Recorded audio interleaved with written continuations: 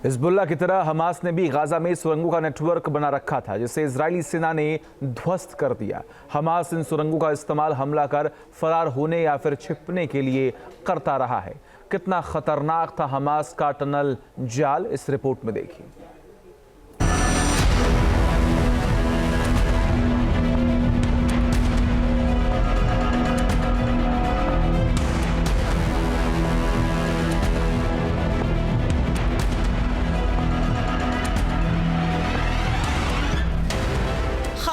में मस्जिद के नीचे से टनल का बड़ा जाल,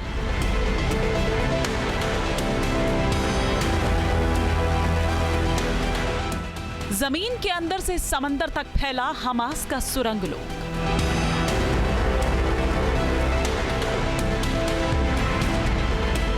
हमास ने मस्जिदों को भी नहीं बख्शा, मस्जिदों को बनाया ह्यूमन शील्ड।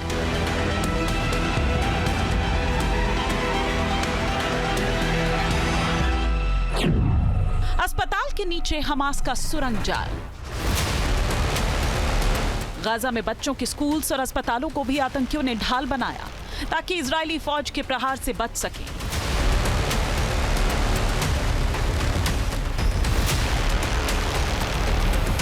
ऐसी एक नहीं, सैकड़ों सुरंगों का नेटवर्क गाजा में हमास ने बना रखा था, जिसमें छिपकर हमास के आतंकी इजरायली फौज का मुकाबला कर रहे थे। लेकिन इजराइल ने अब हमास की इन बारूदी सुरंगों को ध्वस्त कर दिया।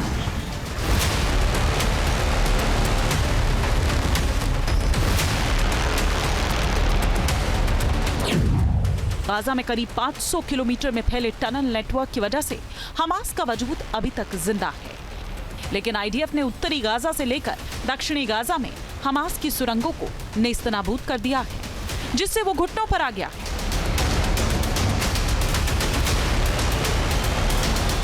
हमास का ये सुरंग जाल शुरू से ही इजराइल के लिए बड़ी चुनौती रहा है। अक्टूबर में शुरू हुए जमीनी हमले की शुरुआत के बाद से आईडीएफ ने गाजा पट्टी में 800 से ज्यादा सुरंग शाफ्ट को ढूंढ निकाला। ये सुरंगें स्कूल्स और अस्पताल के नीचे बनाई गई थी। इतना ही नहीं, हमास ने मस्जिदों को भी आतंकी अड्डा बनाया हुआ था। मस्जिद के भीतर से सुरंग शाफ्ट बनाई जो जमीन के भीतर खुलती है। मस्जिदों के अंदर से सुरंग का जाल बना रखा था जो जमीन के अंदर 20 मीटर की गहराई लेकर कई किलोमीटर लंबाई में फैला हुआ था।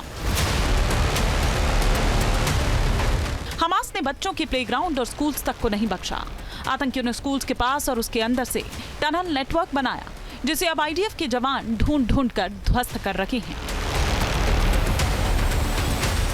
गाजा के अल शिफा अस्पताल की ये तस्वीरें याद है ना आपको?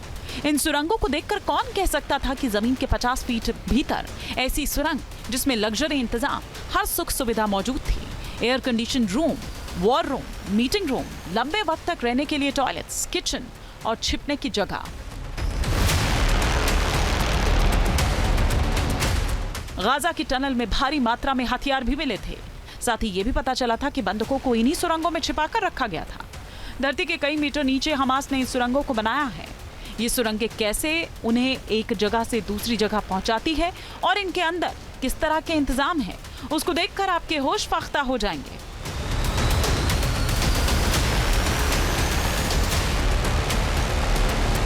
सुरंग में एंट्री अल रंतीसी अस्पताल के पास बने कमरे से होती है। अंदर जाने के लिए जो लिफ्ट लगी है वो तकरीबन 24 मीटर नीचे जाती है।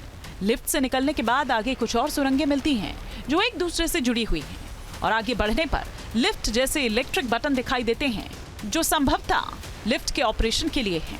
टनल के भीतर इलेक्ट्रिक वायरिंग है जिससे टनल के अंदर रोशनी और बिजली की सप्लाई की जा सके। आईडीएफ के मुताबिक ये टनल रंतीसी अस्पताल से बच्चों के स्कूल तक जाती है। यहाँ हमास ने कमांड एंड कंट्रोल सेंटर बनाया था जिसे ध्वस्त कर दिया गया।